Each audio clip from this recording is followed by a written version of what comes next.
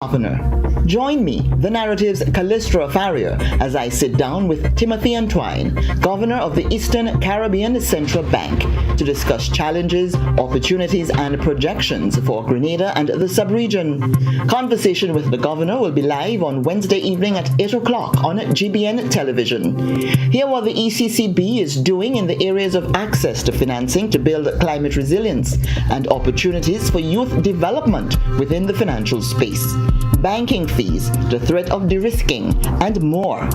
Viewers will also get the chance to put their questions to the ECCB Governor by calling or sending a WhatsApp message to 473-440-1252 on Facebook and YouTube at ECCB Connects.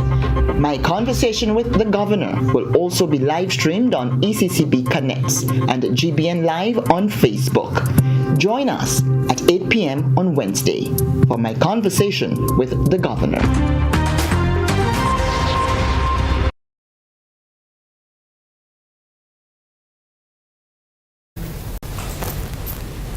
Welcome to Conversation with the Governor here at the GBN studios in St. George's. I am sitting down this evening with the Governor of the Eastern Caribbean Central Bank, Timothy N.J. Antoine. He has been on an outreach program this October going through the islands of the Eastern Caribbean within the financial space, meeting officials, government officials, and interest groups. And part of his outreach is a conversation where journalists get to speak to him, and you, the public, will also get your chance later on in the program to speak with him. We'll be taking a look at things like climate resilience, and the climate change has been a big conversation for us and a big worry for us. What's happening on that front in terms of financing our mitigation and adaptation methods? We'll talk about youth development in the region and what's available there. There's also been a lot of concern about de-risking and banks pulling out of the region. I'll also ask the Governor about that. Governor, welcome home and welcome to GBN Studios. Thank you for allowing me to speak with you. Thank you, Calistra. Good evening to you and to our viewers, listeners in Grenada, the ECCU, and around the world. It's a delight to be back in the space. Well, it certainly is a tumultuous time in the world right now, and the Eastern Caribbean is getting its fair share of the impact of all that's happening. One of the difficulties that we are facing has to do with banks pulling out of the region and issues of de-risking and corresponding banks' difficulties there. And so how are we to deal with this? Barbados Prime Minister Mia Mottley, she has spoken extensively on that difficulty. Where are we with that? So the matter of the withdrawal of the Canadian banks, that is to say their sale to indigenous banks, has occurred. I mean, over the last 3 years, we've seen significant changes in the banking landscape of our region. And I think, understandably so, people are concerned. A lot has happened quickly. You have situations, for example, where someone would have left a bank and gone to another bank only to find out that the old bank has just bought the new bank. So they're back in the arms of the old bank. These are realities that we've experienced. So concerns have arisen about, for example, is there enough competition because there's less choice? The truth of the matter is there are concerns in some countries, some more than others. Take Montserrat, for example, there's one commercial bank. One. So there's no competition, and there's a large credit union. In Anguilla, 2 commercial banks. In Dominica, 3. In Grenada, 4. Most of our countries, member countries, have at least 4 commercial banks. So in truth and in fact, although there has been a reduction in the number of commercial banks operating in the space, there is still reasonably good choice, meaning you have competition. And I think we have to also recognize that in this moment, our indigenous banks now control about 2/3 of all banking assets in the ECCU. They are owned by us, Grenadians, Social Security, NIS, Post Authority. You know, these are who the commanding heights of our banks are now owned by the people of the region. That should be a matter of pride. Now, of course, to whom much is given, much is required. So So by the same token, even as we celebrate the fact that our banks have now taken increasing responsibility for the banking sector and the development of our region, they must maintain and continue to improve their standards, for example, in corporate governance, risk management, credit risk, for example, management, and so on. But I also have to say that there's been another big change in the sector that precluded or preceded the sale of those Canadian banks. That is the rapid rise of credit unions. So that today, when you look at the financial landscape, we're not just talking about banks, we're also talking about credit unions. And in fact, the credit unions, so here's the thing. Indigenous banks are doing what the Canadian banks used to do. Credit unions are doing what some indigenous banks used to do. So there is choice. There is choice. Here's the thing. Look at mortgage rates in Grenada now. The typical loan, a mortgage, say a 20-year mortgage, would range from a low of 4% to maybe 6.5%. Calistra, that is a lower rate than you get in the United States right now. As a consequence of the rise in interest rates in the US this year, a 30-year mortgage, which was 3% in March, is now 7% in the United States. So someone who was paying, say, $1,400 per month in a mortgage in the US is now paying $2,000. So is it because of the competition that we are seeing lower mortgage rates? That's the point I'm making. Competition amongst our banks and financial institutions have driven down interest rates, including for mortgages, and I gave that as an example. So all I'm saying is that while I understand the concern about the rapid change in the banking landscape, I'm also saying that there is adequate competition, maybe a little less choice, but adequate competition amongst the bank, in fact, fierce competition to get customers. And that has redounded to the benefit of the people of Grenada and our region because you're getting lower rates, for example, on mortgages. Just an example. Now, you mentioned credit unions, and that the credit unions have quite honestly been a thorn in the side of commercial banks for a while. They make the case that credit unions do not operate under the same regulatory framework as banks, and that they are now offering services that mirror commercial banking services. How is the conversation with the credit unions going? I know that attempts were being made to look at some sort of regulation there. Where are we with that? That conversation is ongoing and I think has to gather steam and come to resolution. It's been a long time since. It is, but that's such is the nature of these things. You see, there are different views in the movement about the way forward. I speak to credit union leaders all the time, and there are progressive leaders who will say, we recognize that we're doing more. In Grenada, credit unions control 1.2 billion in assets, about $1 billion almost in loans. I haven't checked recently, but I think 50,000 people are members of credit unions. That's how big the thing is. So these people recognize, given the importance of credit unions, given their increasing size and scale, they need to make sure that they are at the top of the game and they be given the requisite oversight and also support. Then there are those who say, no, too fast. They want to treat us as banks. We're not banks. And I think the movement has to make up its mind what it wants to be and to do. If you want to play in the big league, the Premier League, because as far as I'm concerned, credit unions are no longer in the Bush League, they're in the Premier League, then they have to expect a higher level of officiating. I also believe that they should get support from the central bank to help them to realize the biggest potential and impact for customers. So for example, we'll talk perhaps later if we can about the credit bureau, about deposit insurance, about access to clearance so that credit unions could do checks in the system the way banks do. Those are things that we are discussing with the bank's credit union, with our central bank, and we've given every indication that we're prepared to support our credit unions to get in that area. I have been a member of a credit union, 2 credit unions for a long time, 25, almost 30 years. And so I recognize the role and value of credit unions. But I do think we have to have an honest conversation, Calistra, about the direction of credit unions.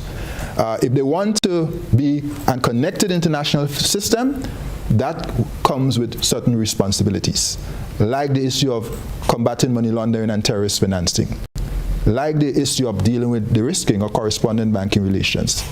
You can't ignore those things as they cut you off. So those are the honest conversations we have to have with leadership and members of the credit union and decide how we're going to resolve these tensions, these trade-offs. Go bigger, then more responsibility. If you don't want those responsibilities, then you have to stay under the radar and you have to operate it in a smaller way. Most credit unions I know want to operate in a bigger way because they want to be able to offer more services and benefits to their members. And I could understand that. But credit unions have changed. In the old days, they were closed bond arrangements. If you're a teacher, it's teacher's credit union. Nobody else could be a member of that credit union. Today it's open. Anybody can join. That's true for many of our credit unions. That has completely changed the complexion and to some extent, I would argue, the character of the credit union. And it's still very important. Credit unions are a force for good. I have maintained that. But we do have to have an honest conversation about what we want to do with respect to the movement. And I think we have to get away from this credit union versus bank.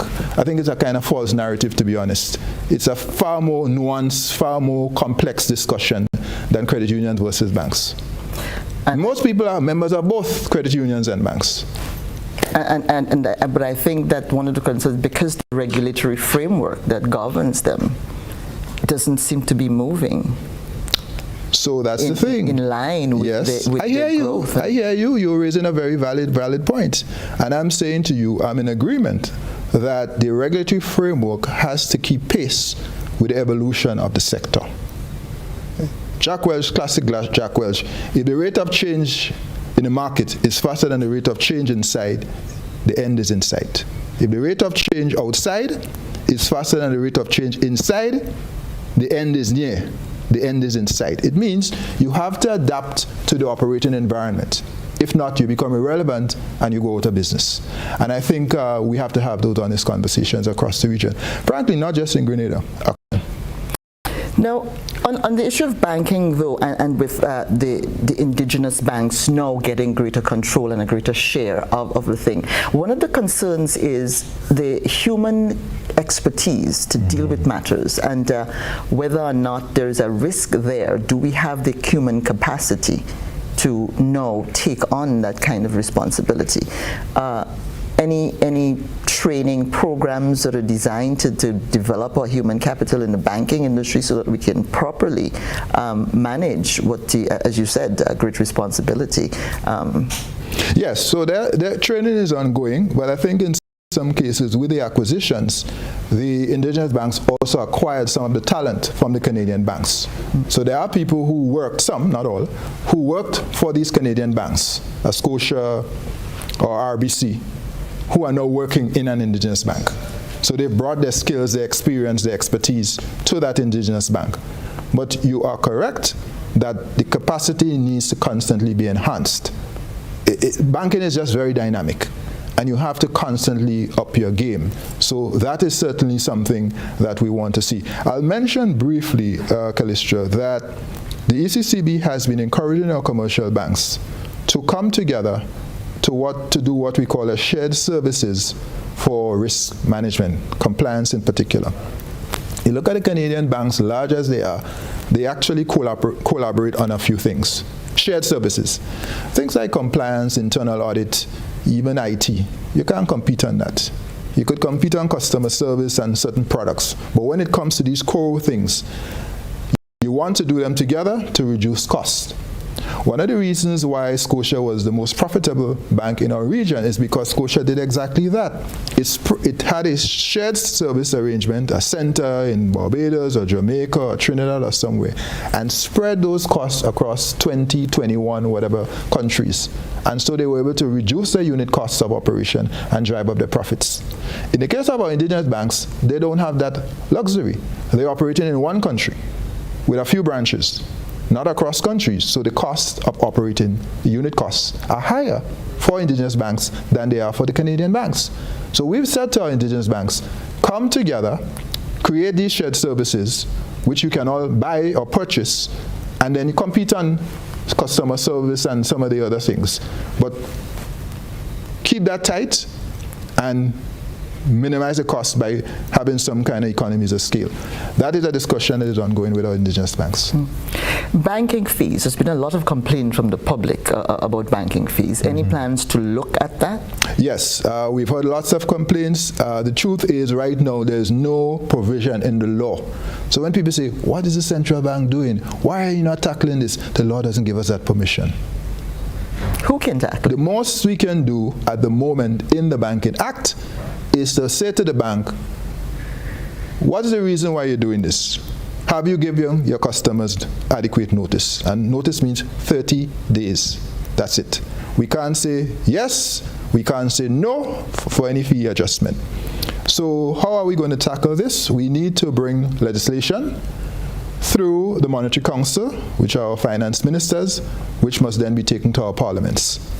And what we're proposing, to answer your question very specifically, is the establishment of an Office for Financial Conduct in our central bank, ECCB, to oversee financial market conduct and consumer protection. So whether it is a dispute over services, the breach of a treaty or customer charter, fees and charges, if X an issue, there'll be somebody, there'll be a financial ombudsman, for example, in that office with staff to help address these things. And our proposal is not just to cover banks, but to have that Office for Financial Conduct cover all financial entities. So insurers, credit unions, money transfer, payday agents, payday loan facilities and so on, that whole financial sector, to make sure that the customers are being treated fairly. Because market conduct is essentially the relationship between a financial institution and a customer. And that right now is not being adequately covered in law. And how far out are we for seeing that being set up and beginning to serve? Well, it's going to take a little while yet. We went to our board in September. Our board gave us permission to now take it to our Monetary Council. So on Friday of this week, we're taking it to our Monetary Council. If we get that approval, then we're going to develop it further and bring it back to the Monetary Council in full form for approval. So we're moving hard on it, but it's going to take a while for us to get the approvals, to finish the consultations, draft the legislation, and bring it to the parliaments. But that is our intent.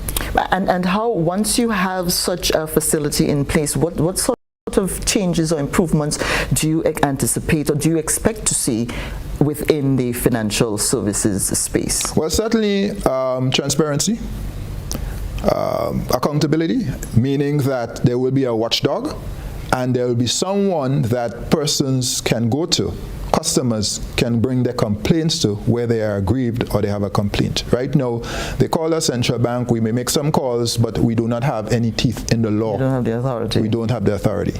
So I think you will expect, and we should expect, to see better service, protection for financial consumers once that is put in place. Now, there's the issue of low loan deposit ratio. I think it's just over 50. Banks not lending really. What's going on there, and what can be done to increase the flow of credit to businesses? Yeah, Calistra, that's a long-standing issue. When I was PS Finance, we were battling with this. This has been going on for 20 years. It's a long-standing issue. I mean, you hear people saying, well, I want to do this and I can't get money and I want to do that in my business. The bank's not lending. The bank's not. So here is the thing. I prefer to talk about what we're doing, because as I always say at the ECCU, and I encourage my colleagues, we have a choice: curse the darkness or light a candle. We always choose to light a candle. So two things I want to mention since you've asked. One is the establishment of the Partial Credit Guarantee Program. What is that? In October 2020, in the middle of the pandemic, we launched with the Eastern Caribbean Partial Credit Guarantee Corporation a partial guarantee program. Essentially, it means for small loans, we started at $300,000. Today is $750,000. Loans up to $750,000 can be guaranteed, 75% guaranteed, by this corporation. The loans are made by financial institutions, guaranteed by the corporation. And that is intended to help small businesses that cannot get access to credit because they either do not have collateral, do not have a track record, or they do not have the right connections. A lot of small business people have great ideas but cannot fulfill their dreams because they cannot get access to credit. They don't have the connections. They don't have collateral. They don't have a track record. So we launched that. So far, in Grenada, there are 3 financial institutions participating: Republic Bank, Grenada Cooperative Bank, and Grenada Development Bank. Last time I checked, actually this morning, when I asked the CEO for an update, she provided an update indicating that so far Republic has issued 12 guarantees, or to Republic, 12 guarantees, Cooperative Bank 1, GDB 1. For a total... Given the length of time since, because I remember Yes. the launch of that Yes. program, that Yes. does not 2 years. seem like much. 2 years. We need to move faster. So this is Was it affected by the pandemic? Pandemic affected everything, but we do feel that we should be further along with the program. What we're discovering is that people don't know about the program. The average person you ask about this, I'm sure tonight some people are hearing about this program for the first time, but it's been around for 2 years. So we have to market this thing. So $30 million have been set aside for this program. At the moment, guarantees of around $4 million have been issued so far. Of that, Grenada has almost half of that, around $2 million, and 75% means about $1.5 million of the $2 million have been guaranteed. That, we believe, is a very important program to get small businesses access to credit, to help the banks themselves lend more to people. Because sometimes you go to a bank and, yeah, it's a good idea, but the person has no collateral. You're on the margin, and that guarantee program is intended to get them over the line. Because now you know, as a bank, or credit union, or GDB, 75% of that loan is guaranteed by the institution. Now, there's a fee, of course, that the financial institution has to pay the guarantee corporation. It's 1.5%. But there are 3 products. There's the normal guarantee, there's startup capital, there's working capital. We believe that that is important to help small businesses grow and to help banks lend more to businesses. So that's the first thing I wanted to mention. And so I'll ask people, having heard the program tonight, ask your bank about it. And let me just add, to move it faster. Maybe also some funds can be set aside for PR and promotion of it. Yes, so it's an excellent correct. offer. You are correct, Calistra, and I'm sure if you put in a bid, you might be considered to help with the promotion. Just saying, I'm not making that decision, that's the corporation. But seriously, you're right. And they're making efforts now to bring some additional resources for marketing. I was also advised today that to help the banks move the program along faster, the corporation, Eastern Caribbean Partial Credit Guarantee Corporation, is hiring a consultant to help the banks in terms of preparing their applications, to help the small business people to prepare their business plans, and to provide some additional training. So make it easier for the banks to make the application for the guarantees. That's where we're at now. Stay tuned. I hope next time we speak, we could announce that a lot more of guarantees have been made, because that would mean small business people getting access to credit. The second thing I'd mention quickly is the credit bureau. We do not have, in the ECCU, a credit bureau. Barbados has, Trinidad has, Jamaica has. If you go to the US and the UK, they have credit bureaus or credit registry. Why haven't we had one up to now, though? It's one of those things we've talked about for a long time. We have not delivered. So are we now on track to setting it up? In December, we are going to launch the credit bureau in the ECCU. We've already licensed the operator. The headquarters is going to be in St. Kitts at this time. The CEO has been appointed, and Grenada has passed the legislation. That's the credit reporting bill. That was the enabling legislation, and the regs, the regulations, and we will start. What we know from our research is that everywhere a credit bureau has been established, access to credit has increased. Everywhere. Everywhere. So we have every expectation that when that credit bureau is launched, we will see credit extension rise in the ECCU, Grenada and the ECCU. So I want people to stay tuned for that. December, and of course next year you'll be hearing a lot about it with the promotion and so on. Very important part of our attempt to build out a modern credit ecosystem, because they're missing pieces.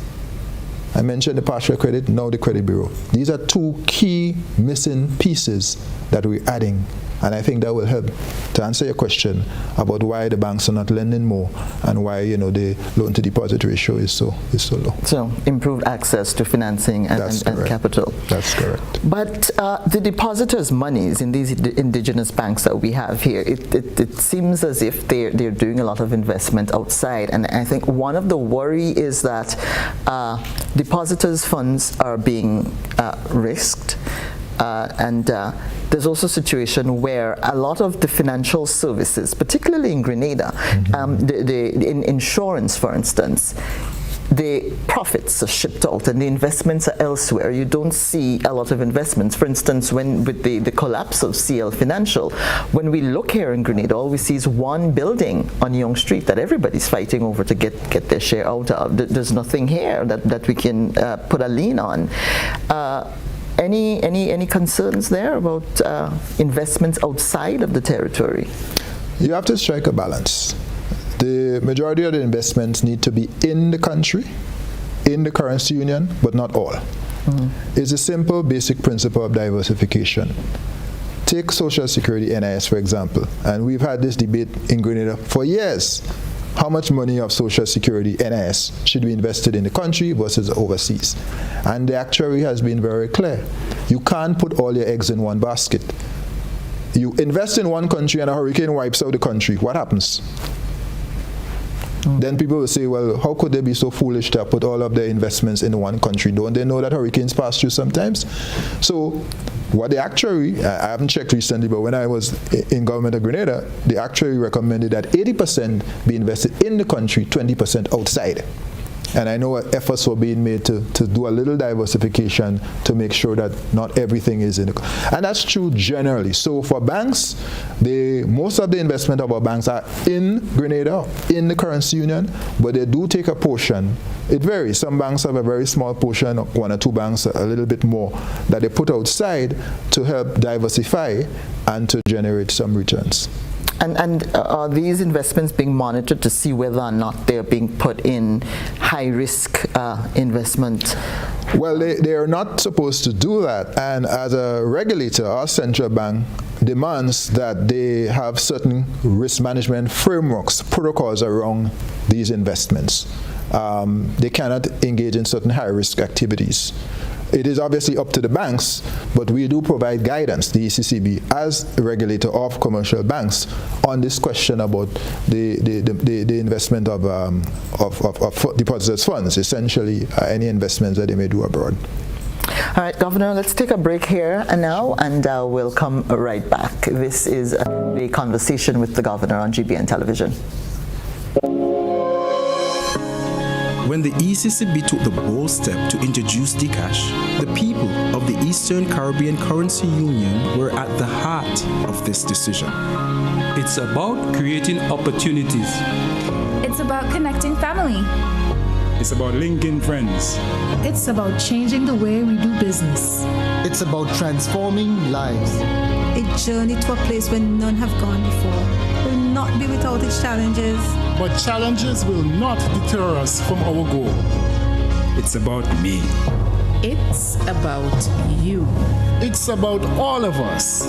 So join us and let's make history together.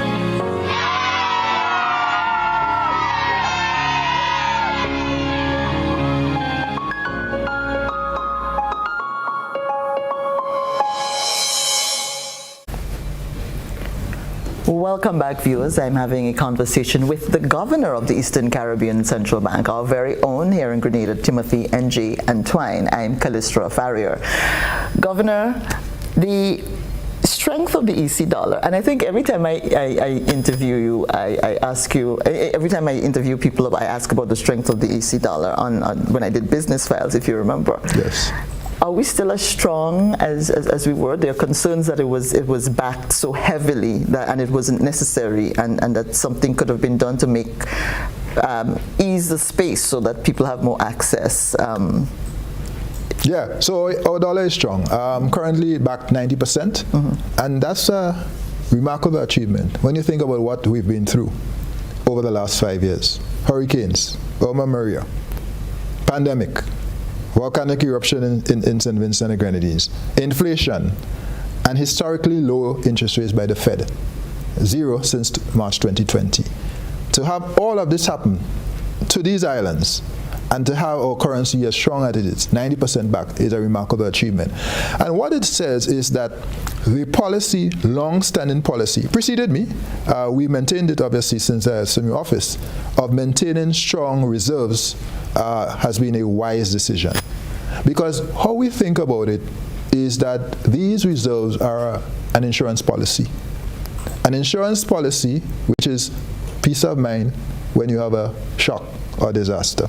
We've had multiple shocks over these 5 years, but our currency has remained strong. Imagine for a while we had no money coming in from tourism, no foreign reserves, no foreign exchange coming in from tourism. The currency remained strong. That's a testament to the arrangements that we've put together in these islands. And now we're expecting tourism is rebounding, and the economies are recovering, and we will see the backing go up even further in time. It will take a little while to get back up to the 95s and so on, but it continues to be There's some very strong. who maintain the position that it is not necessary to have it backed that strongly. Yeah, I hear that, and that's why I said I believe that it has been a wise decision to maintain high reserves. We did a study in 2018 where we were looking at this issue because people ask us all the time, well, maybe you're back too high, maybe you should lower it a little bit. And we came to the conclusion that maybe we could take about 10% and invest, a limited portion, say about 10%, and invest in some economic development. But then shortly after that, the pandemic broke. You see what I mean? And then you were like, well, you see? Well, at least we were high. We didn't, so we didn't have to worry about, we hadn't taken any extra risk or anything like that. So yes, the debate always goes on about whether we're too conservative, whether we have too much reserves, and whether we should, drop it a little bit and do other things. All I would say is that the shocks keep coming.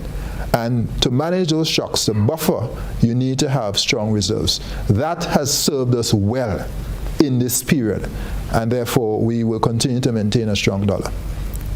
And the shocks keep coming. We're looking at inflation now. We're looking at a reduction in economic growth, although we're looking at, I think it was just over 6% for the ECCU. Yes. But is that being adjusted? For 2022, it's still going to be about 6%. Next year, probably about 5.9%. Of course, we have to see what goes on in our major trading partners. In all probability, there will be a recession in the UK next year, possibly the United States. Typically, a recession comes with a lag for us. So we are not projecting a recession in Grenada or the currency union next year. But certainly, the global economy is slowing. Why is it slowing? Because major central banks are raising interest rates to try to get inflation under control. So the Fed, the US central bank, has been dramatically, rapidly increasing interest rates. Interest rates were 0 in March. Today they are 2.5%. And when the Fed goes in November, I'm sure it's going to be probably another 75 basis points to get to over 3%. By the end of the year, that policy rate by the Fed could be close to 4% or even above.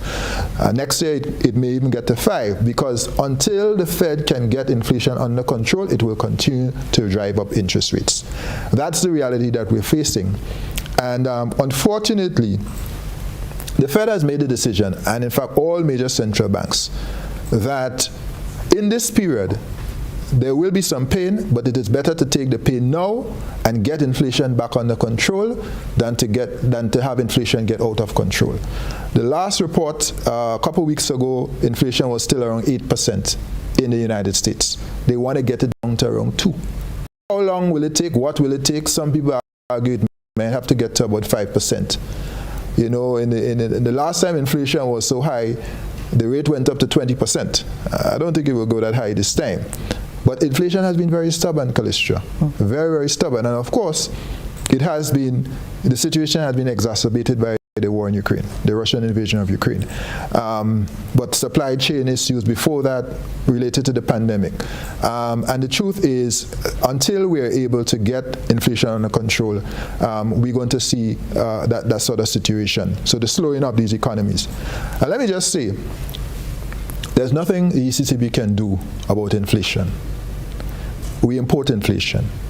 Why? Because most of what we consume, we import. We are pegged to the US dollar. That over time, long time, has generally given us the benefit of low to moderate inflation. But in this period, we are importing inflation. We import food, we import fuel, we import fertilizer. All of these things have risen significantly.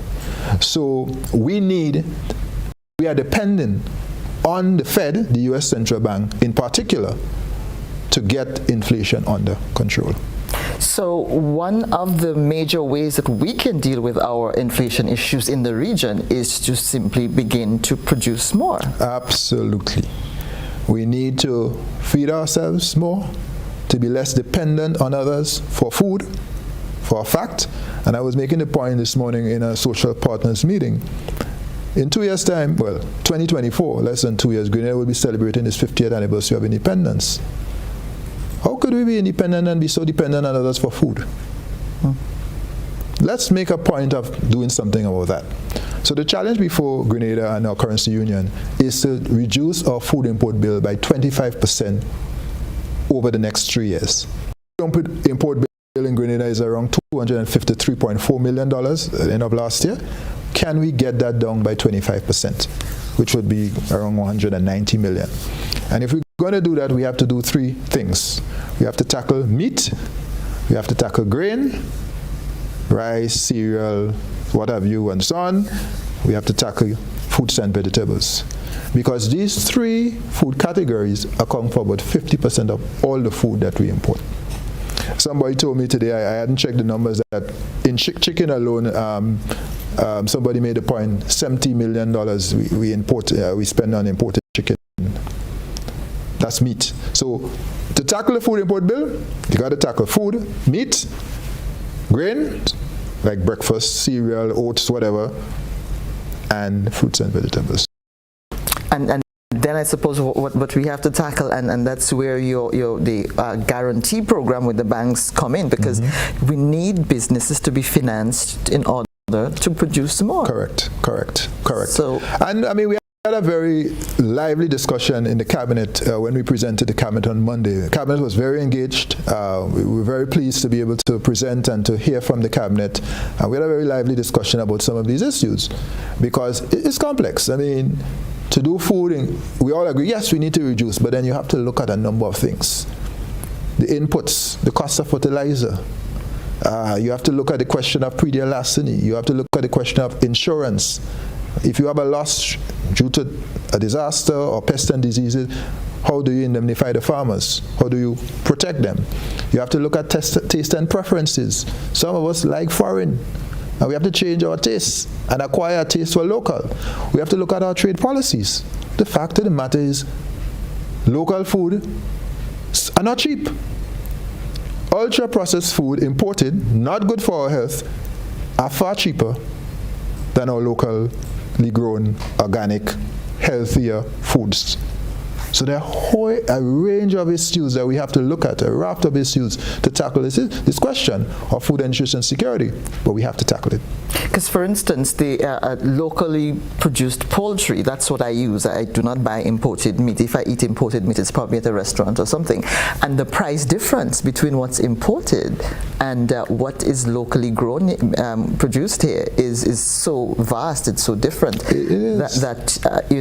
And I'm looking at, even with poultry, that something drastic has to be done so that more people are able to even afford to buy locally produced poultry. That is correct, because even when people consciously want to eat healthier, the pocketbook constraint, the budget constraint. What can my small budget allow? And I may want to go eat right, but my budget wrong. It's not cooperating. It's not. So I have to even end for up. Fish is $8 a pound. Well, it's $8 here. I could tell you up north, it's $12 and $15. So thank God for the fact that you can get fish in Grenada for $8 a pound. But we import fuel, and the boats need the fuel to go out. Correct. So it's a complicated ecosystem, but we have to tackle these issues. And and certainly I got the distinct impression the Minister for Agriculture is keen to do that. He will need partnerships across government and with the private sector. And absolutely our central bank will do our part. The very least we will do is to track and report on progress on the food import bill. So we've already prepared a developer tracker by country, making progress on this issue. Well, I'm already eating local poultry and I'm making lime juice because I grew my own lime tree, Governor. Wonderful. That's a great example and a good example for your children as well. Yes. Very, very good. Now, speaking of children, youth development in the region, we're all talking about youth and what we need to do for the youth and the opportunities that are there for them. Is the central bank leading on anything that is going to drive youth development in the union? We certainly are doing several things. Obviously, a lot more needs to be done. So I mentioned the partial credit guarantee earlier because, to be honest, we really believe youth entrepreneurs, young entrepreneurs, women in business, youth involved in the cultural arts, the industry, the orange economy, they need that support. And we want to have that partial credit guarantee help a lot of these young entrepreneurs. So that's one example. Secondly, we do scholarships and internships. So since 2017, we have done what we call a Bright Sparks program, where we provide internships at our central bank for students interested in a career in IT. Off the top, I know Grenada has had 2 students, Lyndon Jacosal and Janelle Brathwaite. They interned with us, and they were so good we kept them, and they now are our permanent staff, and they're doing very, very well. And if the parents of Lyndon and Janelle are listening tonight, you should be very proud. You raised your children well, and they are serving. And they are serving us very well, and they should be, and they are making you proud. But we've had about 15 such interns across the currency union. We also do a scholarship for what we call scholarship for students interested in STEM. Again, typically we will take them out of TAM-CC. Because to get into, if you want to do a career in STEM, science, technology, engineering, mathematics, or STEAM, which is with the arts, it's for the arts, you need to prepare to get into these top universities. It's very competitive. So what we do is we provide 2 scholarships every year for a summer program put on by the Caribbean Science Foundation. Typically it's held in Barbados. And 2 of our students go there and get prepared to then enter one of the big schools, whether it's Virginia Tech, Stanford, MIT, to pursue careers in STEM. And again, we've had, I believe, certainly 2 Grenadians, I don't remember their names now, who've benefited from that. So those are things that we do in youth development. I also want to mention the fact that this year we launched a challenge, a climate data resilience challenge, where we put some money in, $100 and something thousand overall, to basically help our young people who have ideas around climate and want to create some use data analytics to create some kind of model. So we had some finalists, we gave cash awards, and now we're now helping these young people develop those prototypes. Potentially, they might be able to sell them as apps eventually and maybe make some money. But we look for innovative ways. And then the last thing I'd mention is a big project called the Caribbean Digital Transformation Program, funded by the World Bank and our governments. And we're covering under that digital skills, digital finance, we're doing telecoms, so Excel, cybersecurity. Curriculum impacts. And again, what we're trying to do is to position the region, and especially our youth, to be participants in the digital economy. Because, Calistra, the reality is that the global economy is going digital. And if we're going to be able to play in that space, if we're going to not just have a fighting chance, really, to be viable, we have to be digital. And as I always say, not mere consumers in the digital economy. It's so easy to go on Amazon and click and buy. That's consumption. What are we selling on Amazon? What are we selling on Amazon? That's production. We need to not just buy, we need to produce and sell, bring in foreign exchange, create jobs. And so that project is intended to help us build out the digital economy. So I'll just stop there because I know we have lots to cover and the time is short, but those are some samples of what we're doing. Okay, the new administration in St. George's is very big on pushing the digital economy as well. Right. So, And that's a good thrust. I think that's important. I think that's very important. Revolutionize government. Digitize everything in sight. Well, the Prime Minister said to me he had not signed any paper since he took office. Correct. I was in Cabinet Monday. I didn't see any paper. Well, I mean, Cabinet was paperless from preceded this administration. No, that's fine. Yeah. And so they've maintained that. But the idea of digital cross-government and just making sure, because what you're doing as well, you're making services more accessible to consumers, to customers, to the citizens. So it's not who you know. Getting a service in government shouldn't be having to make a call and who you know inside the bureaucracy. You should be able to get it because you're a citizen. And the best way to do it is to put all these things in digital form. I am so proud of Inland Revenue now that I can stay in St. Kitts and pay my property tax, for example, online. Very seamless. I mean, I did it earlier in the year and I was so proud. I sent a note to one of the senior officials saying, thank you, keep up the good work, you all. Because it was really pleasing to see that kind of development in Grenada. And frankly, we need to see it across the currency union. But then one of the challenges we have, though, is human capacity. Yes. The level of training that's available and that has been accomplished so far we're very far behind, it seems. We have a lot of work to do. And unfortunately, brain drain doesn't help. Brain drain doesn't help. Well, everybody wants to work for a better wage. Everybody does. So God bless those of us who chose to stay in our countries and work, because some of us had the option to work overseas and we came home. And I don't have anything against those who didn't, but I thank those who stayed. Now, I was given an example in Washington a couple weeks ago. In the United States, in the New Jersey, New York area, 1 in 25 doctors were trained in Grenada through St. George's University. 1 in 25. That's a big number, a big contribution by this small country to the healthcare in the United States. I ran into a lady who was at Yale University. We started talking. She came to ask me about Dcash or digital currency. Where are you from? Grenada. Oh, I have a sister who did medicine in Grenada. And these stories go on and on. But we have shortages of doctors and nurses. The capacity issue. See, people could earn more overseas. And we have to continually improve our systems here so that we could retain our talent, because that has been one of the problems, and to bring back people from the diaspora to come home. But obviously one of the big issues is healthcare. So that's something we have to tackle as a country, because it is tied to the issue of getting talent and retaining talent. We've lost too many people. Too many of our best minds are outside of Grenada. And they want to come home, they want to contribute, but they will tell you, boy, I can't make it on this salary. I have to take care of my family. I have commitments. Patriotism versus your pocketbook. Well, as one guy told me many years ago, you can't take patriotism to food land. Meaning you have to pay when you get there. There's a limit to that. But certainly I hail those who have stayed home, the patriots. And the truth is, with digitalization, a lot of people who are in the diaspora can contribute. Look at what we found out during the pandemic, how everything changed. And work, play, school, study, shopping, church, everything, worship was online. Everything went online. And we got through, we survived.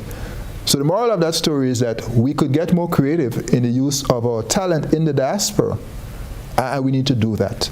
And we need to do that. We can't keep lamenting what we don't have. We need to leverage what we have, but get creative about getting that talent. So they may not be all coming home, but they could work from there. And by the way, telecommuting is in, working from home is in.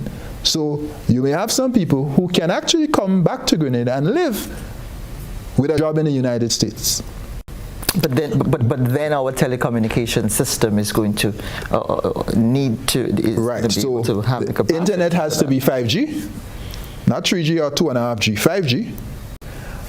And our healthcare has to be of a certain standard. I think those two issues in particular will affect whether people make that choice. Because some people can choose now to come back to Grenada and live and work, keep their US job or their Canadian job, work from home. Because work from home means you could be anywhere, including your country of birth. During the teleworking period, we did that for 2 years at our central bank. Many of our staff, ECCU Grenadians working at ECCU, came home and worked from home. Around there, they were close to their families, their loved ones. We gave them that dispensation. And across the members, I mean, other countries, because we have members from staff from all our member countries, they had the option if they wanted to work from home. Most of them. Obviously, if you're in security, you have to be on the campus. But most of our staff had that opportunity if they needed to. And another upside to that is that we need to increase our population so that we have greater economic activity. And having more children is not necessarily the formula that we want to follow. That will take a while. We need to increase our population, but we need to increase the skills in the population. It's not just increase the population. I mean, it's not just everybody come. It has to be strategic. You have to bring skills. Because to raise the productivity and the growth of this country, skills are required. If you bring people who have no skills and who are dependent on the state for survival, then we're making a bad situation worse. So I agree, many of our countries could do with more people, frankly, but more skilled people. Most skilled people, because it will address the exact point you made earlier on about some of the capacity constraints, the brain drain, to get talent into our public service, get talent into our private sector, and to just generally make the country move faster. You know, I've been wondering these days, when I think about, for instance, Grenada's National Transformation Fund, where the funds from our CBI goes, and I wondered, would it be feasible for a government to decide we're putting all of this into education alone because we need to make such a big jump there, or we're putting all of it into healthcare because we need to make the big leap forward? Is that something that a sensible government would consider, or is that sort of well, I don't think they have the luxury of voodoo economics. No, Calistra, I don't think any government has the luxury of putting all the NTF, the National Transformation Fund, in one area. There are priorities, and the government of Grenada will have to decide. So, for example, we discussed with the cabinet the theaters of transformation, which really align very well with the transformation agenda. Renewable energy, food and nutrition security, broadband connectivity, human capital development, healthcare. So there are areas, you can't do one. To tackle this issue, you need an ecosystem. You have to do several things at the same time. That's the reality. You cannot do one single thing. You train all the people, they have the skills and they have no internet. We're not going anywhere. So you have to do a thing, but you have to prioritize them and recognize if you sequence them well, they can reinforce each other and build and help create a virtuous circle in terms of how you create an internal dynamic for growth and transformation in the country. So that's what you want to see. But certainly, what should be the priorities? I think the government has some clarity, clear ideas on that, and I'm sure in the next budget you will see some of that. And in your discussion with the cabinet of Grenada, you got a good sense and feel of the transformation agenda? Because some people say it seems to be a bit elusive. Well, I think the government is going to, and I expect, will articulate increasingly in clearer and clearer terms, in concrete terms, in granular terms, what that means. And not just what it means, but how we're going to measure success. How will we know that we've gotten there? Our ideas which we presented in terms of our presentation, I think aligns with some of that. And I think some of the metrics there could easily be used. But it is for Grenada to ultimately determine what transformation is for Grenada and how we're going to measure it year on year on year. So, but take food and nutrition security as an example. If we agree that we have to reduce the food import bill, that we have to produce more of our food, then there are specific things that will follow. What we do with the planting, with the support for farmers, what we do with our trade policy, I mentioned some of the issues earlier. But ultimately, are we creating more jobs? Are more people getting opportunities? Are we, those are things you can measure.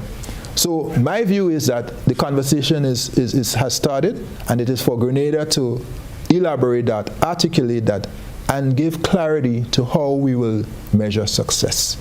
And I think you are asking the question as a member of the Fourth Estate. I'm sure the Grenadians will have a question, but it's time for coming together. What we want to see, and certainly we encouraged when we spoke to our social partners today, is a coming together of social partners.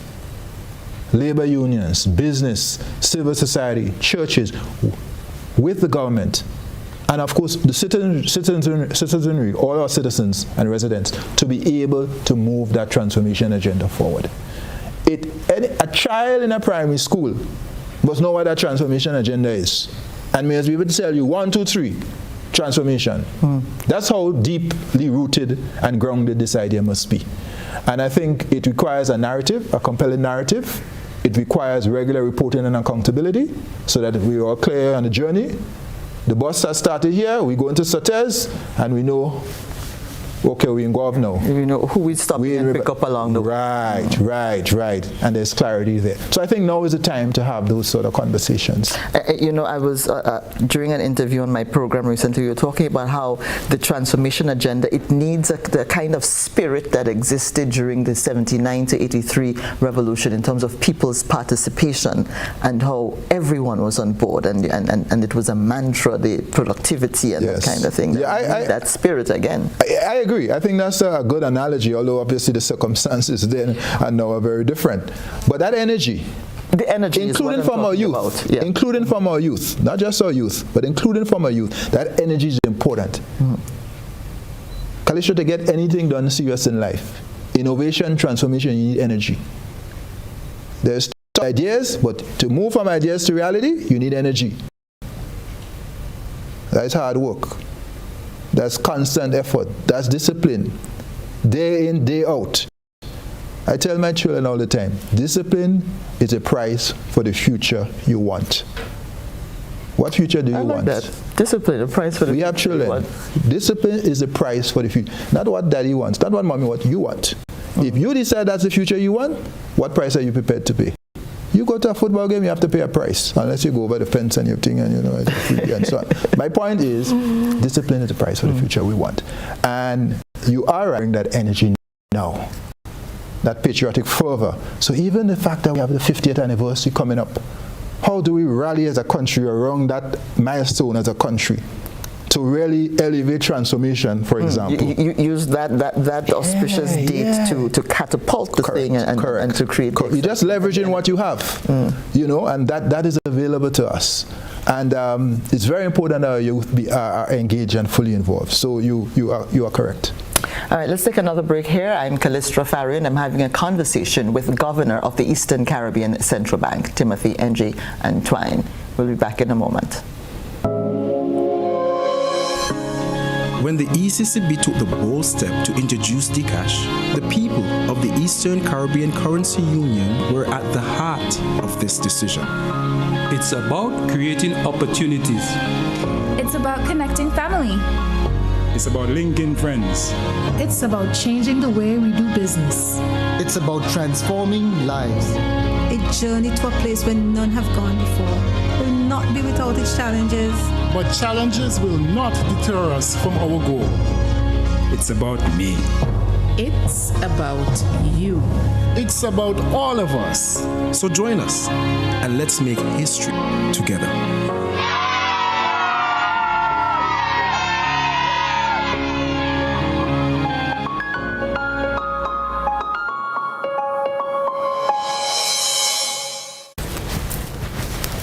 Welcome back, viewers. I'm here at the GBN studios with Timothy Antoine, the Governor of the Eastern Caribbean Central Bank. He's doing an outreach going to all the islands of the Eastern Caribbean Currency Union over the last few weeks. It's Financial Literacy Month as well, October, yes, Governor? Correct. And he's been reaching out. He's here in Grenada. He's come home for this stop, and we're having a conversation about financial issues and economic issues in the region.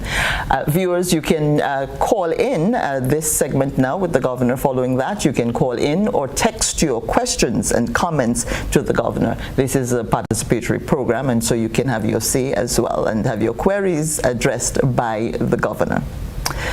Governor, climate resilience, the big boogeyman for us. We have rising sea levels that can be a threat for us. We're in the hurricane belt, so more storms and more severe storms and all kinds of worries that we have.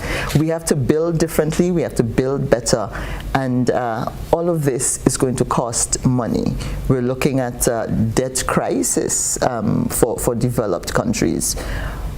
how do we navigate this? And I don't know if you've heard of the Bridgetown initiative that has been crafted now that is seeking to achieve financial justice. So we're looking at financial justice and climate justice. How do we as small island developing states get our share and get our recognition and our due for the concerns that we have? Well, I think we have to stick together and make strong advocacy. And I expect going into COP27 in Sharm el-Sheikh, Egypt, that the Caribbean's voice will be very loud and powerful and united on this issue of climate justice and the need for us to get access to climate finance. We all know it, but it has to be repeated. We are among the lowest emitters, but the hardest hit. And unfortunately, the resources promised under the Paris Agreement, that $100 billion per annum per year, those resources have not been forthcoming. And so we have been stymied in our efforts to build resilience. We need resources for adaptation, for building climate-smart agriculture, for building climate-resilient infrastructure. The fact of the matter is, when you build a sea defense now, you have to build it 3 or 4 feet higher than you normally would because of sea level rise. Those are real needs. And so when I was in Washington recently, for example, I was advocating very strongly for support for our region with respect to green finance, for the development of a green finance market in the Caribbean. I gave the example, in 2020, green bonds issued in the world, $270 billion, not $1 issued in the Caribbean. How could that be? Listen to this. An IMF study in 2018 showed that the frequency of natural disasters in the Caribbean is 7 times higher than anywhere else in the world. 7 times higher. And the damage and losses from these disasters is 6.5 times higher than the global average. That clearly makes a point, Calistra, of our vulnerability and the huge needs of our region for financing to build resilience. And so we must go into COP very strong, and we need to have this coalition for climate justice. So I know going into COP27, one of the things that they will be taking, controversial for some, but appropriate certainly for the cause, is this issue of damage and loss assessment. That some compensation be made, some climate justice. Because what we're seeing, and we talk about natural disasters, but we see extreme weather events. These sharp floods out of nowhere, unseasonal, that create damage. Every few weeks you get a harsh rain and you get some slides and you get some roads and bridges damage. These things add up. All of those are climatic effects. So we have to continue to make a very strong case for climate justice in respect of financing, grants in particular, soft loans for us to do adaptation and mitigation. Mitigation is the lowering of carbon emissions, like something like renewable energy. So ECCB has been lending its voice. Everywhere I go, I advocate for a region, because at the end of the day, it's an existential threat. If we don't tackle it, we won't survive. We won't be around.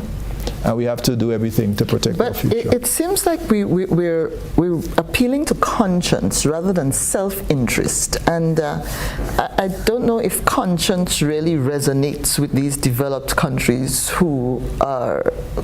Well, it's both. Really? It's both. If you self-interest says that if the climate gets so bad and the countries become unlivable, then you'll have climate refugees. They'll be heading for the border of the United States. That should focus people. I don't think they want any more refugees. So I'm just saying we have to look at various angles. There's a conscience issue, there's reparations, there is self-interest. And in some cases, I think what has happened even in the United States and Australia and other parts of the world, where some people have denied climate change for a long time, wasted time, denying the existence of climate change. They have faced the harsh reality of weather events themselves. Whether it's floods. Look at what's going on in Texas some time ago with the freeze, the deep freeze. Look at what we saw in Florida. You know, that they now come to the recognition, this is real. And I think you're seeing, the U.S. government trying to take steps to really create some funding to really reorient the U.S. economy in respect of a low-carbon future. But it's an uphill battle, no doubt about it, but we have to fight. It's survival. It's our survivors at stake. So we have no choice but to continue to make the arguments, shame them. So I give an example. This is a little central bank, our little central bank. We've invested in renewable energy. 60 to 70% of all our electricity now comes from solar PV. And when we install our battery storage, which we get in next month, we'll go to 100%. Last year we saved more than $1.2 million in our electricity bills. Small central bank. But we've taken that to have the moral authority to make the argument. If we could do that, small as we are, you could do better. You large emitters could do better. So we have to call them out. One of the things I also I also advocated in Washington recently was for the IMF and the World Bank to begin to, on an annual basis, report on the flows of climate finance to the Caribbean. And the deliberate reason why, the reason I'm asking for that is to shine a light, to expose the fact that we are not getting our fair share of resources, and to demand accountability. When you shine a light and you create accountability, I think we will get more traction in respect of resources for this region. So, different angles to try to get to a just solution for this climate challenge that is facing our region and facing our world. Now, Governor, before we take calls, and callers, we are coming to you in just a minute. The issue of the crisis that we have with air transportation in the region, what kind of impact is this even having on the economies as well? Well, it's certainly having a very deleterious or adverse effect. The truth of the matter is that our tourism would have been rebounding even faster if we had better air connectivity. I mean, I think some of us would have seen, even with our summer festivals, our carnivals, some people couldn't get a flight, or the flights were too expensive. To get to Grenada this week, I had to go through Miami. Overnight, both ways. Cost and time. I thought they would get the RSS to fly you into. You're the governor of the central bank. The RSS is reserved for VVIPs. I'm not one of those. But let's move on. But in all seriousness, it's a serious issue. And you cannot have a regional integration movement where people can't move, where they cannot connect. So it is hurting us because 1/3 of all arrivals in our region are intra-Caribbean travelers. So in case of Grenada, Barbados, Trinidad, wherever they're coming from, and they're spending, but they have to get here. So that is a serious issue that has to be tackled. I know our Prime Minister is considering the matter. I know Prime Minister Mitchell has indicated that he's prepared to go it alone if he has to. Obviously, I think he wants to go regional through the regional process. But the truth of the matter is that we have to do something about this. Well, LEA 2020 is on the table as well. LEA 2020, there are some other potential possibilities they will have to determine. Because you have to learn the lessons of LEA and avoid those mistakes. You have to have a transparent, sustainable framework. Some routes are profitable, some routes are not. What routes are you going to cross-subsidize? And there are some routes that they're not profitable, they are necessary for connection, because air connectivity is a regional public good. It's a bridge. In that case, the government has to make a contribution. So that formula has to be clearly articulated. The operation has to be efficient. The management and board has to operate along commercial lines with whatever support that the government is giving. Make the right decisions. You have to look at the regulatory side. You have to look at the issue of tax fees and charges, TFCs. 52% of our airfares are tax fees and charges. Ticket. Those issues have to be. So it's not a simple issue, but we know what the issues are. And I find they're moving, given the gravity of the situation and the importance, it's a public good. And I find they're moving pretty slow on it. Well, it's just challenging. I mean, there are unresolved issues with LEA. The severance pay, there are other things, and so on. So that is there. Certainly for the shareholders of LEA, the Barbados, Antigua and Barbuda, St. Vincent and Grenadines, Dominica. Then there's LEA 2020. which has 2 planes, some days 1. So you have to obviously augment the fleet. Then there are discussions about what should it look like. Should we have multiple airlines involved? If an airline is going to come forward and invest, they need some guarantee, or they need some certainty, I should say, about, am I going to be allowed to run this route for 3 years, 5 years, so that I can go to a financier and say, well, I have this business, I have this license, I have this arrangement, and I can therefore operate. I know that the demand is there, and the market's there. All of these things have to be put together. So it will take time. So it's not that they're not working, but obviously I think we all agree, including themselves, because they are traveling like us, you know. They're going through some of these issues like us, so they're seeing it firsthand. They know how difficult it is to get around. So our heads are definitely looking at it. CDB has been asked to lead the effort in terms of the framework, and they're trying to put some things together for the consideration of our heads. All right, well, let's turn to our viewers right now. I understand that we have a caller online already with a question or a comment for the governor. Welcome, caller.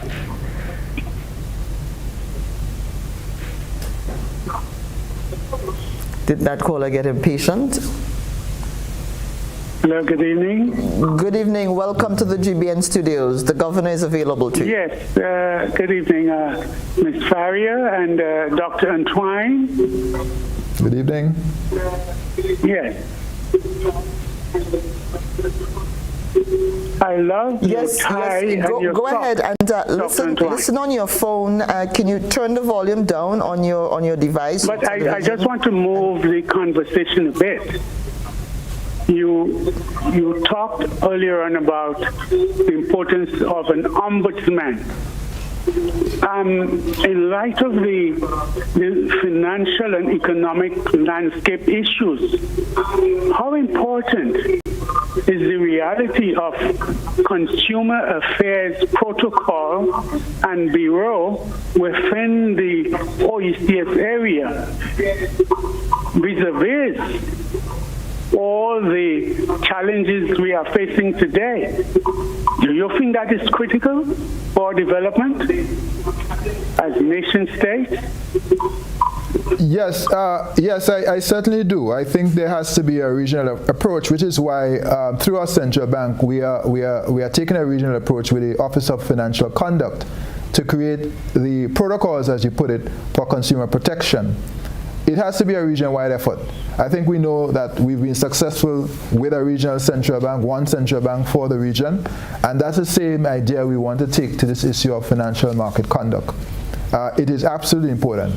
And part of that process is also consumer education, financial literacy, which we haven't gotten into tonight, but has to be part of. So the office that we're setting up is actually going to include not just financial conduct, but financial inclusion, to be able to ensure that consumers understand their rights, they have a basic education or understanding of literacy, and they can engage on appropriate terms. So we certainly agree with you. And I think I may have recognized the voice, and if that is who I think it is, I want to thank you, sir, for your service to the people of Grenada during your time as a very senior public servant. I'll leave that there. The place so small, you figured out who that was. It is. And you talked here about, call it asset. You talked about financial literacy, and one of the things I recognized when I produced the program Business Files is that people said, oh, no one is going to watch that program. It's about finance and business and economy. But there was this huge appetite, and people still today, we're off the air, but people still today ask for the program. People were so engaged and learned a lot, and there is this room for literacy and financial education, literacy in financial matters. And we've had some disasters because of that lack of financial literacy, where people have made bad investments and gotten into problems because of that. That is correct. I mean, the truth is the Standard & Poor's did a global financial literacy survey and found that only 1 in 3 persons are financially literate. That means 2 in 3 persons are not financially literate. We are now doing, ECCB, financial literacy and inclusion survey. We've already, I think, completed Grenada. We're working through the islands to establish what is the level of financial literacy and financial inclusion in the currency union. and then to build a strategy around how we're going to help our people become more financially literate. And as I said in my film statement a few weeks ago, not just financial literacy, but we want to focus now on financial wellness and resilience. And so expect more on that in the next few months. Now, we have a question that's been texted in. I believe that one came in on the ECCB Connects platform. And this is, how can the cost of feed for animals be reduced? Why can there be another monopoly? I don't know I could answer that question with any authority. I certainly think monopolies are to be discouraged. And if you have to have a monopoly, you have to have an effective regulator. Because monopolies tend to lose their way, become very inefficient, and not deliver on the mandate with which they were given. Clearly, in this period, we're challenged by the fact that we're importing fertilizer. And a big part of the input for fertilizers is natural gas. Mm-hmm. The price of that has skyrocketed. In some countries, I mean, over the last year and a half, fertilizer prices have gone up 150%. There's not a whole lot we could do other than the government's partially subsidizing. But I don't know that the answer is a monopoly. I think the answer in part is to try to buy in bulk to try to reduce the costs. So just as how our governments have come forward or come together and purchase pharmaceuticals, certain drugs, pharmaceuticals, drugs, I don't want to confuse it with narcotics, pharmaceuticals, to help lower the costs, and as a result they are saving about 50%, I think in some cases, by doing that together through the OECS. We've been doing it for a long time, and but we need to expand that, Calistra. But I've always wondered why we are not. Why are we not doing it for textbooks? Why are we not doing it for fertilizers? There are even some computers. There are a range of issues now. These small countries go in and negotiate price. You are at the mercy of these suppliers. We're very, very small. At CARICOM, we're 12 million at the OECS at the OECS level. We're a big number as well. I can't remember exactly what it is. Currency union is 650,000. 650,000 people. So, and we are 100,000 people. 110 thereabouts. Right. So imagine negotiating for 6 times the price that you would get. Correct. It would make a difference. So to the person who wrote, I think the best deal is for us to try to do some bulk procurement. I think we get better. We'll have more negotiating power and we get better pricing. Another question coming in from YouTube. Does the ECCB reserves include any gold? No, it does not. The reserves do not include gold. That is something we have reviewed from time to time, and we are looking at it again.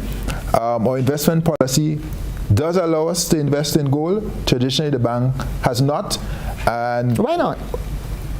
Well, they're legacy issues. I mean, the gold goes back to the gold standard, and which of course was dropped in the 1970-72 under Nixon. But the reality is that there has to be storage, and there are a range of issues around that and so on. But it can be done. But most central banks, certainly smaller central banks, are not in gold.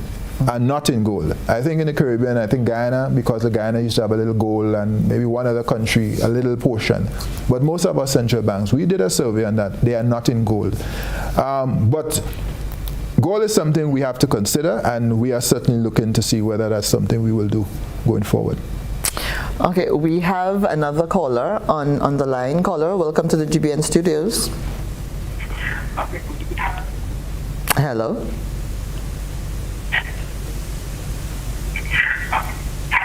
Hello. Caller, you're connected to our studios. Go ahead, please. Yes, good night to you, Calistra, and good night to the Governor. Good evening. Governor, I heard the Minister of Housing said on the radio, on the television once, that housing is a big challenge for the government. Will you consider in the guarantee that you mentioned to not just small businesses but individuals that will enable the indigenous banks to offer loans to what they term as shadow loans? Would you consider, some kind of negotiation with the heads of those banks to enable to take off some of the burden then on the government in that area? Thank you. I'm not sure I could give you a helpful answer. I think there is significant housing needs in Grenada, and frankly in the other member countries across the currency union. Where government has land, government can help by making some of the lands available, either for a very small fee or in some cases grants, depending on the income categories. Because a lot of time when you go to a bank, the bank will ask you, they want to know, do you have land? What's the asset? Or what's your down payment? So I think if government can help some people with land where they're available, of course land, increasingly less and less government lands are available. Mostly now maybe the government estates, which is really for farming, for food. But I think where governments can make land available, that would help. In some cases, government would have to work in partnership with the banks and the private sector. I know the government is probably considering looking at some possibilities to engage private sector to do housing units in a more cost-effective way using modern technology to help bring down the cost of the housing. So part of it is access to land, but also the technology that you use to get the cost of housing down. Because in some cases, the cost is so high that people can't approach the bank for a loan to do a decent house. You know, so you have to come up with housing solutions that are not costing $500,000 or costing $350,000. Can you get a housing solution for less? So I'm not a housing expert, caller, but I would think that those are a couple of the areas the government needs to consider, and I'm sure the government is probably starting to do that. But the housing challenge is huge. Years ago we were talking about whether and to what extent we need to do more apartment type buildings as opposed to standalone houses. Now culturally we have this expectation to build a house with a piece of land behind to do a backyard garden and to put a fence. And a veranda close to the road so you can see what's going on. There you go. Now do we have the land? If we don't, and clearly increasingly we do not, then we have to look at different housing solutions. We've seen some of that with the housing projects supported by the Chinese. So I think culturally we have to shift as well. You may have starter homes, or where the government you can buy it and then you can build it out over time and add on to it and so on, but you get a basic starter unit. I think we have to look at a number of things, and the financial institutions will have to be involved. But we got to get creative about how we solve some of these housing challenges in the region. That's all I can offer you. I hope that is helpful. We have another caller on. Welcome to the GPN studios. The governor is all yours. Good night, Farrier. Good night, Governor Antoine. Good evening. I have a question.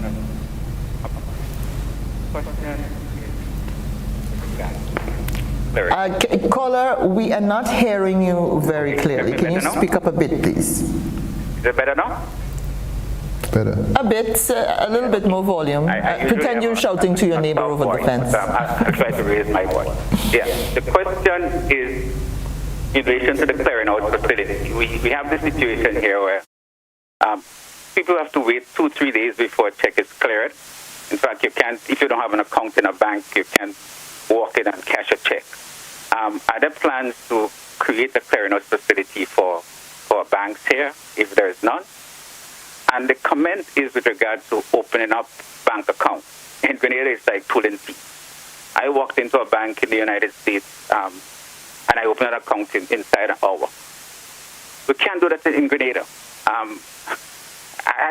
Is that a requirement? Does the central bank mandate that banks give people these problems to open an account? Or is just the bank's policy? Thank you. Yeah, caller, thank you. You are absolutely correct. This is a vexing issue. I am frustrated as well with this issue. And I've asked our bankers in Grenada and across the currency union to work with us, our central bank, to help resolve this issue of opening a bank account. It is simply too difficult, Calistra, to open a bank account. That's not good enough. Now, the truth is no. Caller, no. It's not our central bank telling the banks to give you a hard time. No. Quite the reverse. The banks are under pressure from international standards like the Financial Action Task Force and so on to protect against money laundering and terrorism. And they have to be careful, because if they're not careful, they could be the risk, meaning the banking relationships. So they have been careful. But I think we've gone to an extreme, to the point now where we hurting people. So I expect in the next few months to be able to get some recommendations from our banks in respect of this matter, and as the regulator to work with the bank to verify the process. It may mean tweaking the law a little bit in some cases to allow us to do that, but we have to solve this. We cannot continue in this manner.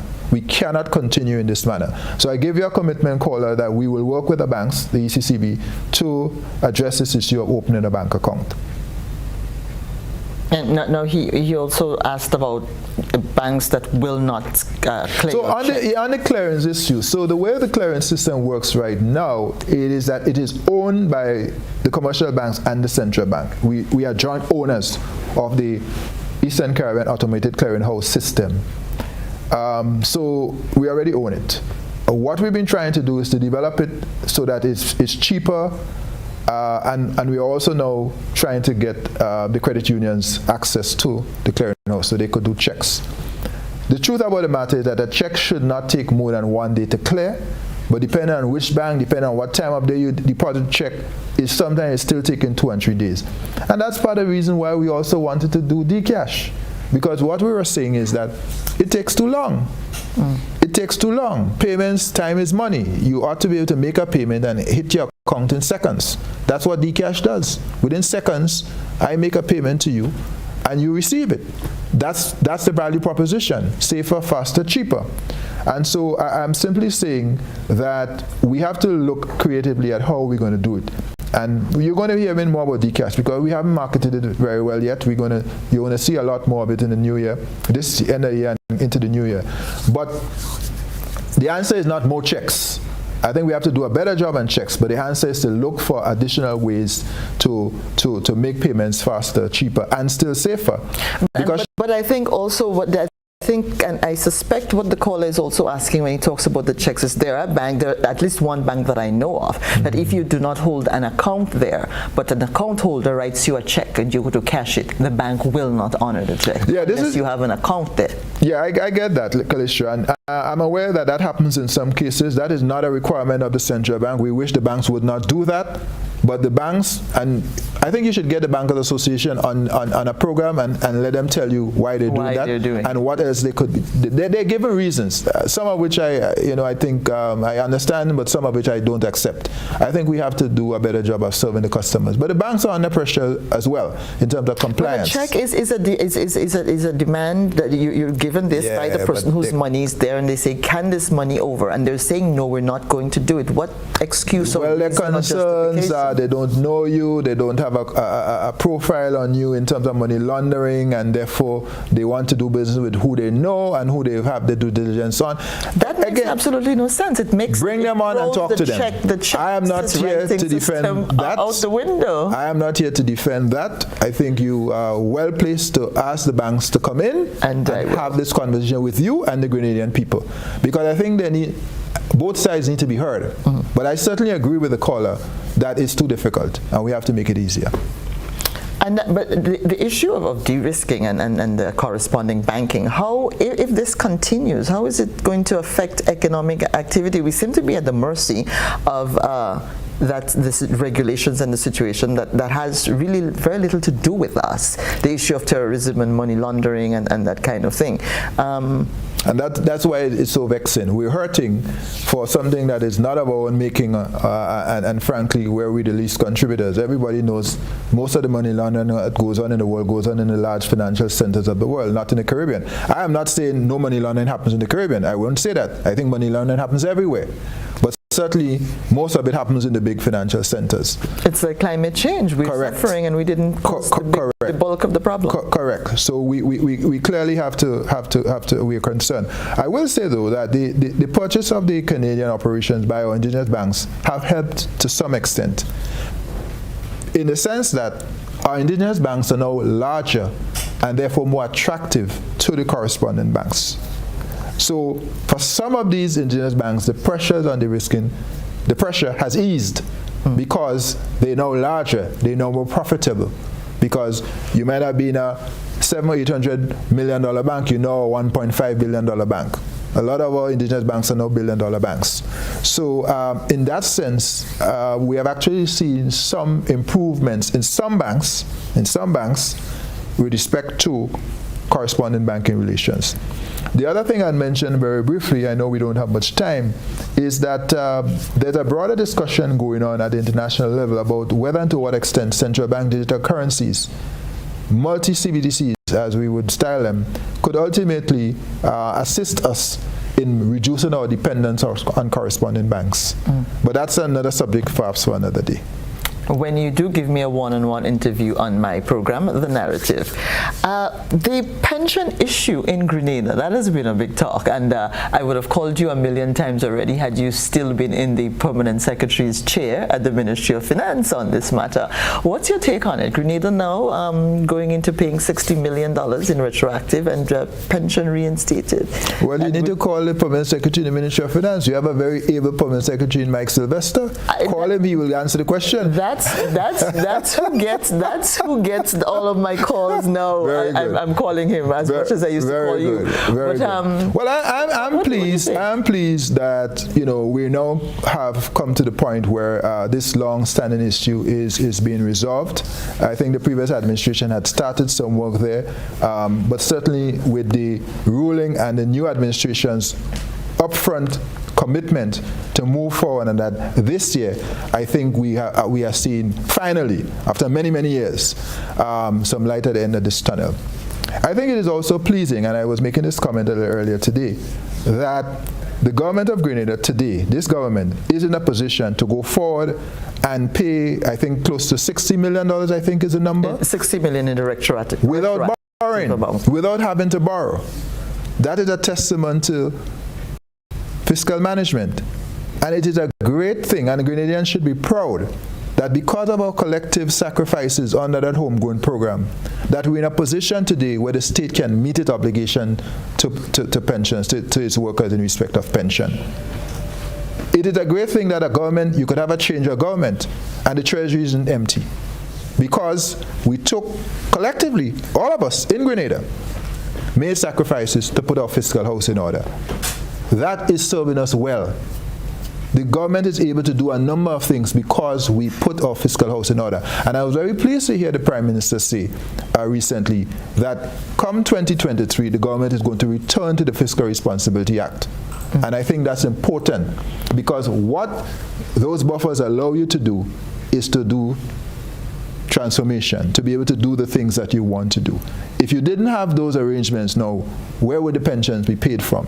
You could have had the judgment paid and you have no money to pay it. But I'm glad that the government is moving on this. I commend the government for this effort, and I certainly am pleased that workers are now getting their just desserts.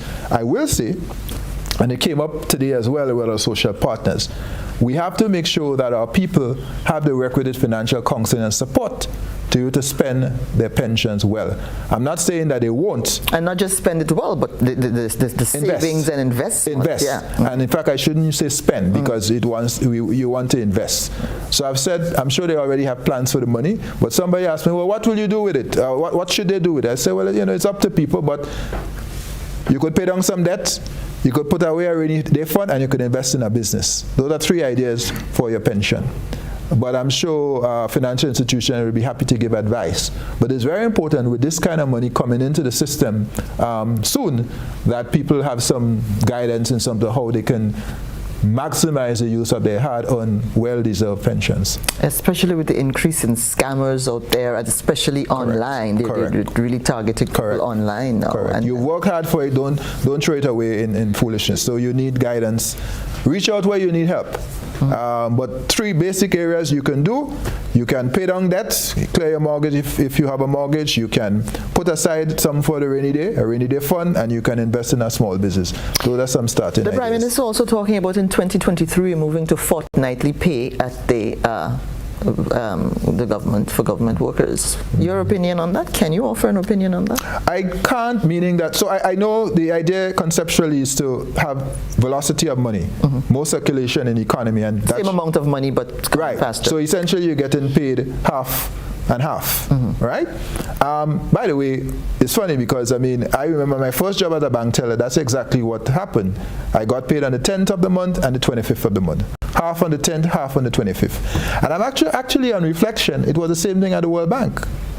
So, if I recall, it's been 15 odd years since I left the World Bank, but I think it was split in half and you got half. So, I haven't looked at any research on this issue, so I don't want to speak authoritatively on it.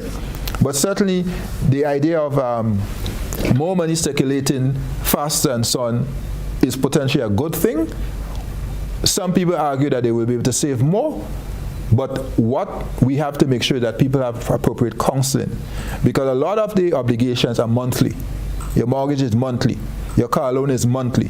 So you have to understand, if you're making $1,000, you get $500. You can't spend everything, and then you can't pay your car loan when the month ends. That counseling needs to be understood. You're getting half. You're getting the same at the same amount, it's the but same you're getting it divided by 2.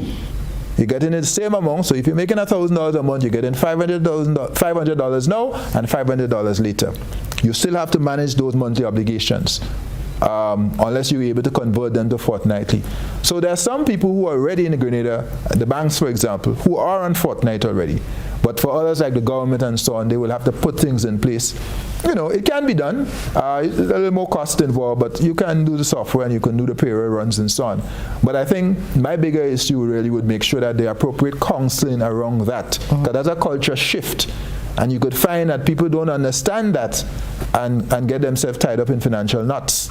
And people might think, I'm actually getting twice my salary. No, they're not. And they need to be very clear about those things. And on the mortgage, if your mortgage is $200, then you want to save $100 when you get that first check. Yes. And so that you can put it with the second check, $100 on the second check, or else. Correct. Yeah. Unless your financial institution is prepared to give you the ability to pay half of your mortgage when you get your first check, and half, or your payment and half. The value of that would be your interest would be coming down faster, because obviously you're cutting, so there would be value in paying your debt twice. Take $100 and $100 to get the $200, because your interest accruing would actually fall. So you will save yourself money over time. That could be a benefit for people if the financial institutions are prepared to do that. No, I am not sure. I think the government would need to engage them on that to see whether and to what extent they're prepared to do that sort of thing, so that people can get a financial benefit from it, just from servicing the debt more frequently. We have a question here on YouTube, and it's going to be, I think, our final question for the night, maybe. It says, is there any possible way that Mr. Antoine or the ECCB can help us get back our CLICO money? Yeah, the CLICO issue is a vexing issue. What I will say by way of update, the latest is that the governments of the ECCU have negotiated with Barbados, and Barbados has committed $37 million Barbados dollars, which is what, 40 odd million EC, as a contribution towards that. So it is nowhere close to what is owed to the policyholders of CLICO, but it is a contribution. It is something better than nothing. So the governments have been working quite assiduously on this issue. We are now working to get the money from Barbados into the ECCU, and then to be in a position to create some kind of distribution. Now, the reality is that the Barbados government has offered a 15-year bond, not cash. So what we've been discussing, and there's agreement in principle, is to then have somebody give us cash for a discount. So they'll charge a commission, a discount for it, and then to be able to then put cash in people's hands. Okay. Because people waited so long. It's what, 13 years or whatever since this thing happened, 2009. So we want to put cash in their hands. So my expectation, caller, is, or the person who asked, is that sometime in 2023, hopefully, some payment, that payment of $37 million would be made available. The other option, if people don't want to take any discount, is to take the bond and get an interest coupon interest payment every 6 months. but you have to wait 15 years before you get the principal. And since you've already waited 13 years, I don't think most people want to wait for 15 years. So that's why we want to get cash and put in their hand. So beyond that, I can tell you that the governments, the ECCU are seriously considering taking the government of Trinidad and Tobago to court through the CCJ to recover these monies, but I'll leave that for now. More will be said on that in due course. But this is a major issue and continues to occupy the attention of our heads.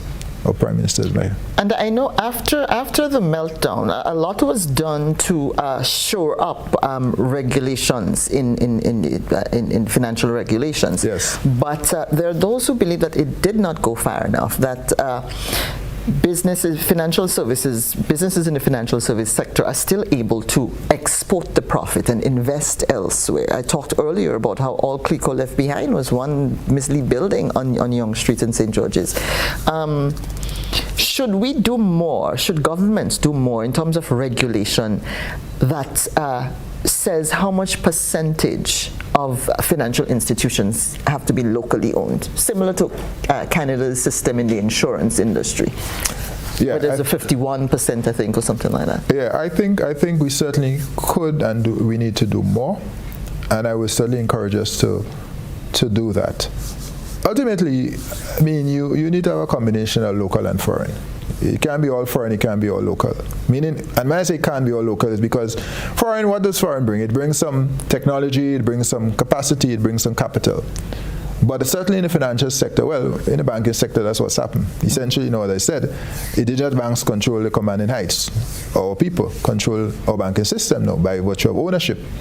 2/3 of the banking assets are now in indigenous hands. But I certainly think in insurance, we have a lot of local insurance companies, by the way, small. But then you have the conglomerates, you know, the regional, like a Guardian, like a Sachico, and so on. And I think we want to see more and more partnerships. We are operating within CARICOM, so there are rights of establishment in terms of free movement of capital and so on, which we have to respect. But the bottom line is, I take the point that we need to encourage more local ownership of our financial sector. And I certainly I would want to see that happen more. Governor, I want to thank you so much for sitting down with me. I believe we are out of time. It's been a very interesting conversation. It was really good to see you again. I had not seen you for a few years. Last time I think it was at an independence celebration, so you came home after you went to St. Kitts. It's been a pleasure, and I want to wish you good luck as you continue to provide guidance to our governments on the financial systems in the Caribbean and our economic development. Thanks for being on with me. Thank you, Calistra. It's been my pleasure, and let me just say to the Grenadian people, it's my privilege to serve you as Governor of the Central Bank. It's a job we take very seriously, and we continue to listen to your concerns to see how we could help. I do want to thank all of you who've given us the benefit of your counsel time this week for what has been a very, very interesting, very engaging country outreach. Thank you very much to everyone, including the Government of Grenada and my own staff, our country manager, and all of our ECCB team. It's been a very good few days, and I look forward to the engagements for the rest of the week. Thank you, Governor. This has been a conversation with the Governor, Timothy N.G. Antoine, Governor of the Eastern Caribbean Central Bank, and he's on his outreach tour across the ECCU. I'm Calistra Farrier, and I'd like to thank everyone for joining us here at the GBN studios. Goodbye, everybody.